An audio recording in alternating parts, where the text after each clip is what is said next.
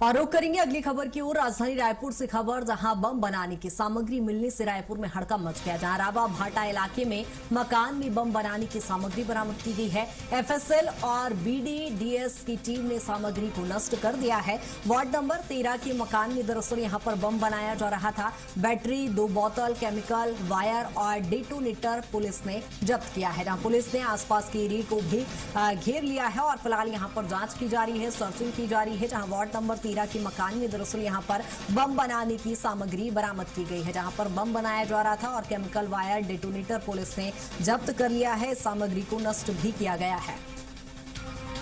यहाँ रावा भाटा इलाके में मकान में बम बनाने की सामग्री मिली है और राजधानी रायपुर की चूंकि ये घटना है, एफएसएल और बीडीडीएस की टीम ने सामग्री को नष्ट कर दिया है और अब आगे भी जांच की जा रही है। इलाके में घेराबंदी की गई है और सर्चिंग की जा रही है। जहां अन्य मकानों में भी सर्च किया जा रहा है। वार्ड नंबर 13 के मकान में दरअसल यहां पर बम बनाने की सामग्री जब्त की गई है और उसे नष्ट कर दिया है। ज्यादा जानकारी के साथ राहुल हमारे साथ जुड़ गए हैं। राहुल, क्या कुछ जानकारी बम बनाने की सामग्री मिली है?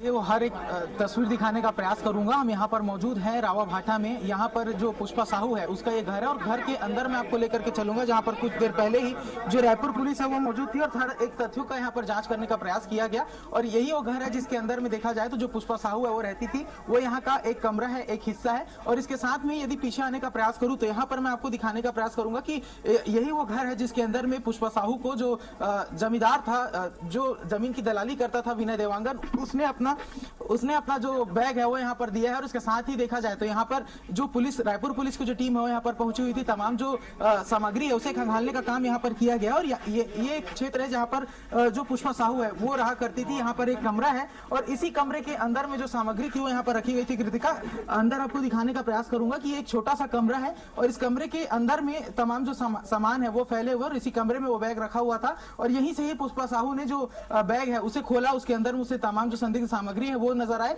उसके बाद उसने स्थानीय पार्षद को सूचना दी और पार्षद जो है वो यहाँ से निकल करके सीधे रायपुर पुलिस को, रायपुर कमिश्नरेट को जानकारी देता है। और जिस तरीके से स्थानीय थाने में जानकारी देने के बाद में जो पुलिस है वो मौके पर पहुंचती है। और यदि अभी की स्थिति की बात करें तो हर एक बिंदुओं पर जो जांच है वो करने का प्रयास किया जा रहा है। जो विनय देवांगन है उसकी पहचान से लेकर के हर एक एंगल पर पुलिस जो है वो यहाँ से जांच कर रही है। कोई बड़ा इसके पीछे साजिश तो नहीं था, क्या आखिर क्या मकसद था कि ये जो सामान है वो बनाने की आवश्यकता पड़ी, बम बनाने की आवश्यकता यहाँ पर जो विनय देवांगन है उसे पड़ी। क्योंकि देखा जाए तो रायपुर पुलिस, रायपुर के अंदर की शायद ये पहली घटना भी हो सकती है, क्योंकि बम बनाने जैसे जो कृत्य है वो कभी यहाँ पर सामने नहीं आए थे। लेकिन जिस तरीके से रायपुर पुलिस ने यहाँ पर जांच की है तो उनका साफ तौर पर कहना है कि यहाँ पर जब जांच की गई तो एक बैटरी, 2 बोतल केमिकल और उसके साथ में जो डिटोनेटर है वो यहाँ पर प्राप्त किया गया है और उसे डिस्पोज करने का काम भी यहाँ पर रायपुर पुलिस के द्वारा किया गया। और उसके साथ में आपको बता दूं कृतिका कि जिस तरीके से पूरे मामले को लेकर के पुलिस की जांच चल रही है तो पुलिस ने अलग अलग टीम बना करके यहाँ पर जो मामले की जांच है वो शुरू कर दी गई है। जो पुष्पा साहू है वो अभी पुलिस के हिरासत में है। उसके साथ में देखा जाए तो जो विनय देवांगन है उसकी भी यहाँ पर खोजबीन जो रायपुर पुलिस है उसके द्वारा की जा रही है। यानी कि देखा जाए तो हर एक तथ्य को, हर एक एंगल को खंगालने का काम यहाँ पर रायपुर पुलिस के द्वारा किया जा रहा है। और जिस तरीके से पूरा मामला सामने आया है तो राजधानी रायपुर को दहलाने की एक गंभीर साजिश भी इसके पीछे नजर आती है। हो सकता है कि कोई बड़ा नेटवर्क इसके पीछे सक्रिय हो और विनय देवांगन उसकी एक मजबूत पर आरोपी चूंकि गिरफ्तार हो गए हैं, लेकिन क्या पूछताछ में फिलहाल कुछ सामने आया है कि किस तरह से और कब से ये बम बनाने की प्रक्रिया यहां पर चल रही थी और खुलासा कैसे हुआ है? क्या कोई शिकायत हुई थी इस मामले को लेकर?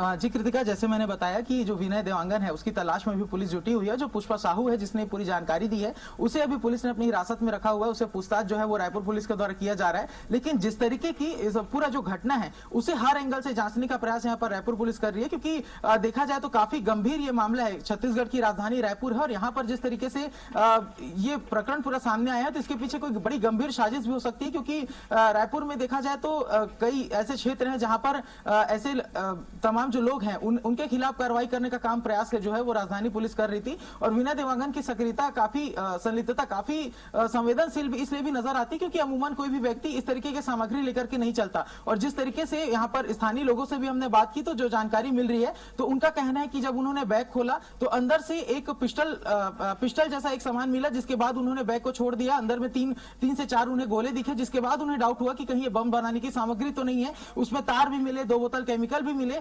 डिटेनोटर भी उन्हें देखने को मिला। उसके बाद में उन्होंने जो पुलिस है उससे शिकायत की है। तो पूरे प्रकरण को देखा जाए तो इसमें 3 मुख्य किरदार नजर आते हैं। एक तो पुष्पा साहू, दूसरा वो जमीन का दलाल विनय देवांगन, और उसके बाद में जो तीसरा व्यक्ति है जो इस स्थानीय पार्षद है अश्विनी यादव। ये तीनों जो लोग हैं उनकी वो पूरी प्रकरण में, पूरी कहानी में इसमें सेंटर में नजर आ रहे हैं। क्योंकि पुष्पा साहू ने अपने पार्षद को सूचना दी, पुलिस ने जो पार्षद है उसने पुलिस को सूचना दी, और उसके बाद जो पूरी कार्रवाई है वो यहाँ पर होते हुए नजर आ रही है। तो देखा जाए पूरे मामले को लेकर के अभी जो जांच है वो जारी है और आने वाले एक गंभीर घटना है और राजधानी रायपुर के लिहाज से जहां पुलिस कमिश्नरेट सिस्टम लागू है, ऐसे में बड़े सवाल खड़े होते हैं। फिलहाल नजर बनाए रखिएगा, अपडेट भी आपसे लेंगे। तमाम जानकारी के लिए बहुत शुक्रिया।